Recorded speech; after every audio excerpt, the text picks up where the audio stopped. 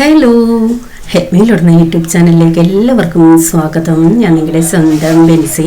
അപ്പോൾ ഇന്ന് ഞാൻ ചെയ്യാൻ പോകുന്നത് പെട്ടെന്ന് ഉണ്ടാക്കാൻ പറ്റുന്ന ഒരു അപ്പവും സോസേജുമാണ്. സോസേജിൻ്റെ റെസിപ്പി നിങ്ങളിൽ പലരും ചോദിച്ചതാണ്. അപ്പോൾ നല്ല ടേസ്റ്റി ആയിട്ടുള്ള ഒരു സോസേജാണ് ഇത്. പെട്ടെന്നൊരു അപ്പം ഉണ്ടാക്കണമെന്നുണ്ടെങ്കിൽ ഈ മെത്തേഡിൽ ചെയ്താൽ മതി. അരച്ച് നേരത്തെ വെക്കുകയോ ഒന്നും വേണ്ട. അപ്പോൾ ഞാനിവിടെ ഈ സെയിം ഗ്ലാസ്സിന് 2 ഗ്ലാസ് റവയാണ് എടുത്ത് വെച്ചിരിക്കുന്നത്. വറുത്ത റവയോ വറക്കാത്ത റവയോ ഏത് വേണമെങ്കിലും ആവാം. അതേ ഗ്ലാസ്സിന് സെയിം 1 ഗ്ലാസ് തേങ്ങയെന്ന് പറയുമ്പോൾ ഈ ഗ്ലാസ് നിറച്ച് കുത്തി അമക്കി വേണേ, അല്ലാതെ പരാപരം അല്ല. ഏത് ഗ്ലാസ്സാണോ റവ എടുക്കുന്നത് അതേ സെയിം ഗ്ലാസ്സിന് തേങ്ങ കണക്കാക്കിയാൽ മതി. അപ്പോൾ 2 ഗ്ലാസ് റവ, 1 ഗ്ലാസ് തേങ്ങ.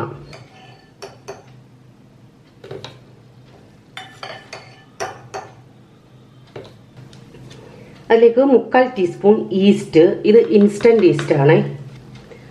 പഞ്ചസാര ഇതിന് 2 സ്പൂൺ ഇട്ടിട്ടുണ്ട്.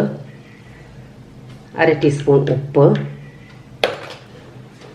ഇനി നമുക്കിത് നന്നായിട്ട് അരച്ചെടുക്കണം.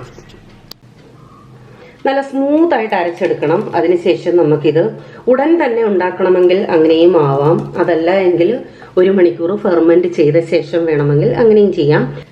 അപ്പം ഞാനിപ്പോൾ ഇതിനൊരു കറി ഉണ്ടാക്കുന്നുണ്ട്. അത്രയും സമയം ഇത് ഇങ്ങനെ പുറത്ത് ഇത് അടച്ചു വെച്ചേക്കുക. അത്രയും സമയം കൊണ്ട് അത് ഫെർമെൻ്റ് ആവും. അപ്പോൾ അതാ ഞാൻ കുറേ നാളുകൾക്ക് മുമ്പേ സോസേജ് മേടിച്ചതിൻ്റെ വീഡിയോ കാണിച്ചിരുന്നു. അതാണ് ഇന്ന് നമ്മൾ യൂസ് ചെയ്യുന്നത്. സോസേജ് എന്ന് പറയുന്നത് ചിക്കൻ പ്രോസസ്സ് ചെയ്ത് വെച്ചിരിക്കുന്നതാണ് സോസേജ് എന്ന് പറയുന്നത്. അപ്പോൾ ഇത് 1/2 കിലോ ഉണ്ട്. ആദ്യം ഞാൻ വിചാരിച്ചത് കുറച്ചെടുത്താൽ മതി, ബാക്കി വെച്ചിരിക്കാം, പിന്നെ എടുക്കാമെന്ന. പക്ഷേ പിന്നെ ചിന്തിച്ചു എനിക്ക് വെച്ചേക്കണ്ട, അത് മൊത്തം ഇനി എടുക്കാമെന്ന്. അപ്പോൾ ഇത് നന്നായിട്ടൊന്ന് കഴുകി വൃത്തിയാക്കിയ ശേഷം ചെറിയ പീസാക്കി, ഞാൻ വട്ടത്തിലാണ് അരിയുന്നത്. അപ്പോൾ അത് ചെറിയ പീസാക്കി നന്നായിട്ട് കഴുകി വൃത്തിയാക്കി എടുത്തിട്ടുണ്ട്. ഇനി അതിലേക്ക് ഒന്ന് മാരിനേറ്റ് ചെയ്യാനായിട്ട് കുറച്ച് മുളക് പൊടി, മഞ്ഞൾപ്പൊടി, ഗരം മസാല ഇത്രയിട്ട് നല്ലതുപോലെ ഒന്ന് മാരിനേറ്റ് ചെയ്യാം. കുറച്ചു നേരം വെച്ചിരുന്നാൽ ഏറ്റവും നല്ലത്. ഇപ്പം ഞാനങ്ങനെ വെക്കുന്നൊന്നുമില്ല കേട്ടോ, ഉടനെ അങ്ങ് ബാക്കി കാര്യങ്ങൾ ചെയ്യാൻ വേണ്ടിയാണേ. അപ്പോൾ ഇനി ഒരു പാനിൽ ഞാൻ വെളിച്ചെണ്ണയാണ് ഒഴിച്ചിരിക്കുന്നത്. നിങ്ങൾക്ക് ഇഷ്ടമുള്ള ഓയിൽ ഒഴിക്കാം. അതിനുശേഷം ആ മാരിനേറ്റ് ചെയ്ത് വെച്ചിരിക്കുന്ന സോസേജ് ഇല്ലേ, അങ്ങോട്ട് ഇട്ട് കൊടുത്ത് നമുക്ക് ചെറുതായിട്ടൊന്ന് ഫ്രൈ ചെയ്തെടുക്കാം. ഇതിങ്ങനെ ഫ്രൈ ചെയ്യാതെ ഡയറക്റ്റും ചെയ്യാം. പക്ഷേ ഇങ്ങനെ ചെയ്യുമ്പോൾ നമുക്ക് ഇത്തിരി ടേസ്റ്റ് കിട്ടും. അതിനുവേണ്ടിയാണ് ഇങ്ങനെ ചെയ്യുന്നത്. ഓയിൽ ഞങ്ങൾക്ക് അധികം വേണ്ട എന്നുള്ളവർക്ക് തീർച്ചയായിട്ടും ഇങ്ങനെ ചെയ്യുന്നത് അവോയ്ഡ് ചെയ്യാം. പകരം ഡയറക്റ്റ് ഇട്ടങ്ങ് ചെയ്താൽ മതി കേട്ടോ. അപ്പോൾ ഇത് ഒരു 4-5 മിനിറ്റ് എണ്ണയ്ക്കകത്ത് ഇട്ടൊന്ന് ഇളക്കി നല്ലതുപോലെ ഒന്ന് ഒത്തിരി അങ്ങ് മൊരിയണ്ട, ഒന്ന് എണ്ണയ്ക്കകത്ത് കിടന്നൊന്ന് വെന്ത് കിട്ടിയാൽ മതി. അപ്പോൾ എണ്ണ കൂടുതലൊഴിച്ച് നല്ലതുപോലെ ഫ്രൈ ചെയ്തെടുക്കണമെന്നുള്ളവർക്ക് അങ്ങനെയും ആവാം, അങ്ങനെ കഴിക്കാനും നല്ലതാണ്. അപ്പോൾ ഇതിങ്ങനെ ഇളക്കി ഒന്ന് മൊരിച്ചെടുക്കുന്നത് കൊണ്ട് തന്നെ ഞാൻ എല്ലാം അങ്ങ് ഇട്ടിട്ടുണ്ട്. ഓരോന്നോരോന്ന് സെപ്പറേറ്റ് മറിച്ചും തിരിച്ചും ഇട്ട് ചെയ്യേണ്ട ആവശ്യമില്ല.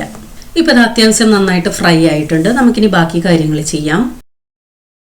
ഇനി നമുക്ക് അല്പം വെളിച്ചെണ്ണ ഒഴിച്ച ശേഷം അതിലേക്ക് പെരുംജീരകം, ചെറിയ ജീരകമല്ല, നമ്മുടെ ഗരം മസാലയിൽ കിട്ടുന്ന പെരുംജീരകം ഇട്ട് അതൊന്ന് പൊട്ടി വരുമ്പോൾ അതിലേക്ക് അരിഞ്ഞു വെച്ചിരിക്കുന്ന വെളുത്തുള്ളിയും ഇഞ്ചിയും പിന്നെ കറിവേപ്പില ചെറുതായിട്ട് ഞാനൊന്ന് അരിഞ്ഞിട്ടിട്ടുണ്ട്. ഇതൊന്ന് മൂത്ത് വരുമ്പോൾ അതിലേക്ക് സവാള ചേർക്കാം. സവാള ഞാൻ അത്യാവശ്യം വലിപ്പമുള്ള 2 സവാളയാണ് എടുത്തിരിക്കുന്നത്. ഇത് നീളത്തിൽ വേണമെങ്കിൽ അങ്ങനെയും അരിയാമേ. അപ്പോൾ സവാള വേളാൻ കുറച്ച് ഉപ്പിട്ട് കൊടുക്കാം. എപ്പോഴും പറയുന്നതാണ്, പെട്ടെന്ന് സവാള വഴലാൻ വേണ്ടിയാണ് അങ്ങനെ ചെയ്യുന്നത് കേട്ടോ.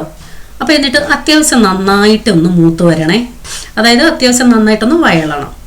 അപ്പോൾ സവാള ഏകദേശം നന്നായിട്ട് വഴണ്ടു. ഇനി അതിലേക്ക് നമുക്ക് എരിക്ക് ആവശ്യമായ മുളക് പൊടി ചേർക്കാം. ഞാനിവിടെ കാശ്മീരി മുളക് പൊടിയാണ് എടുത്തിരിക്കുന്നത്. അതുകൊണ്ട് ഒരു 2 ടീസ്പൂൺ എടുത്തിട്ടുണ്ടേ. പിന്നെ എരിയുള്ള മുളക് പൊടി ഒരു 1/2 ടീസ്പൂൺ. അപ്പോൾ നിങ്ങളുടെ കയ്യിലുള്ള മുളക് പൊടി എങ്ങനെയുള്ളതാണോ അതനുസരിച്ച് എരിക്കനുസരിച്ച് മുളക് പൊടി ചേർക്കാം. പിന്നെ ചേർത്തിരിക്കുന്നത് 1/2 ടീസ്പൂൺ മഞ്ഞൾപ്പൊടി, 1 ടീസ്പൂൺ ഗരം മസാല. അപ്പോൾ കുരുമുളക് പൊടി ഉണ്ടെങ്കിൽ അതും ചേർക്കണം. എൻ്റെ കയ്യിൽ ഇല്ലായിരുന്നു. കുരുമുളക് പൊടി ചേർക്കുന്നത് ഏറ്റവും ഒരു ടേസ്റ്റ് കൂട്ടാൻ സഹായിക്കും. അതിനനുസരിച്ച് മുളക് പൊടിയുടെ അളവ് കുറയ്ക്കണം. പിന്നെ ചേർത്തിരിക്കുന്നത് 1/2 ടേബിൾ സ്പൂൺ മല്ലിപ്പൊടി. ഇത് ഇത്രയും ചേർത്ത് അതിൻ്റെ പച്ചമണം പോകുന്നത് വരെ നന്നായിട്ടൊന്ന് വഴറ്റിയെടുക്കാം. അതിനുശേഷം ഒരു തക്കാളി ചെറുതായിട്ട് അരിഞ്ഞ് ഇതിനകത്ത് നന്നായിട്ട് ഇളക്കി യോജിപ്പിച്ച് അടച്ച് വെക്കാം. ആവിയിൽ ആ തക്കാളി നന്നായിട്ടൊന്ന് വെന്തുടയട്ടെ. ഞാൻ കുറച്ച് കറിവേപ്പില കൂടി ഇട്ടിട്ടുണ്ട്. അപ്പോൾ കറിവേപ്പില നിങ്ങളുടെ ഇഷ്ടമനുസരിച്ച് ചേർത്താൽ മതി കേട്ടോ. ഇപ്പോൾ തക്കാളി നന്നായിട്ട് വെന്തുടഞ്ഞിട്ടുണ്ട്. അഥവാ തക്കാളിയിൽ നിന്ന് വെള്ളം ഇറങ്ങിയില്ല എങ്കിൽ ഒരു 1-2 ടേബിൾ സ്പൂൺ വെള്ളം കൂടി ചേർത്ത് കൊടുക്കണേ. ഞാൻ 2 സ്പൂൺ വെള്ളം ചേർത്തിരുന്നു.